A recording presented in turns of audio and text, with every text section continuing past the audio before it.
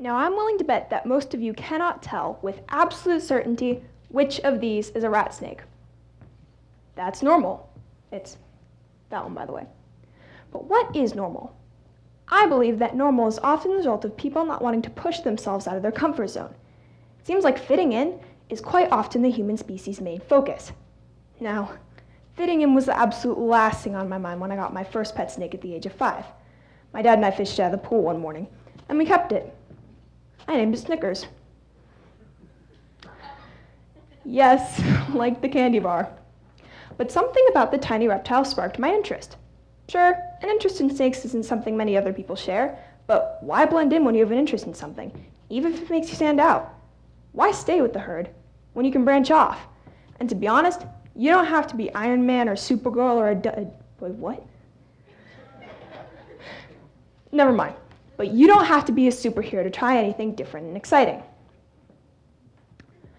Now, the words weird, abnormal, and different typically get a bad connotation when, really, they shouldn't.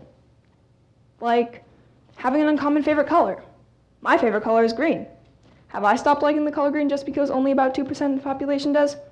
Not last time I checked. Wait, whoops, my bad. But what's the fun in being the same? To think, if 50,000 people had the exact same favorite color, no one would be special or unique. Now, I'm not saying to try and stand out all the time because there's always that one kid in any given class who gets all the answers wrong on purpose, might I add, to be funny. Seriously, don't be that guy. Oh, hello. Never mind that. But I believe that standing out for all the right reasons is a good thing. It makes us who we are. Now, a few years ago, I saw the movie The Hunger Games and thought, so I looked over at my mom and said, I want to shoot like Katniss.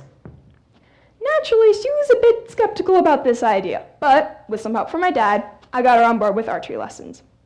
He and I must have gotten something right, because now, after about 2 years, he and I both have compound bows and a hobby for life.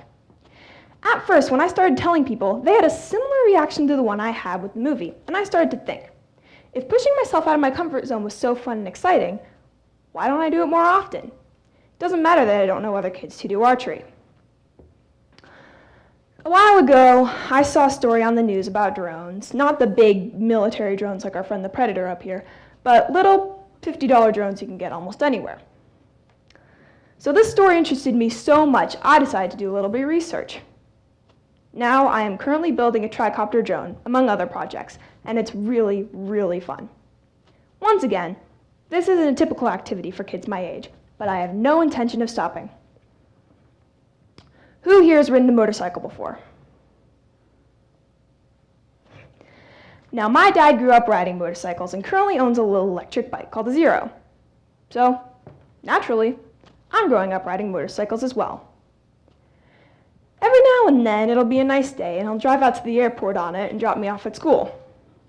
Someone will notice the bike and jump into a huge conversation about the brand, which not only helps me get to know the person, but share my knowledge and experience as well, which is almost as fun as partaking in the activity. So, the next time you hear the word normal, I want you to think, you know what? No, because life's too short to be the same as everyone else. Life's too short to just go with the flow. It's time you start to follow your passions, and you start setting the trends. Oh, and the next time you look over to see what everybody else is doing, it should be only to make sure that you're not doing the same. Unless it's your talent too. As the poet Ralph Waldo Emerson once said, do not follow where the path may lead. Go, instead, where there is no path and leave a trail. Thank you.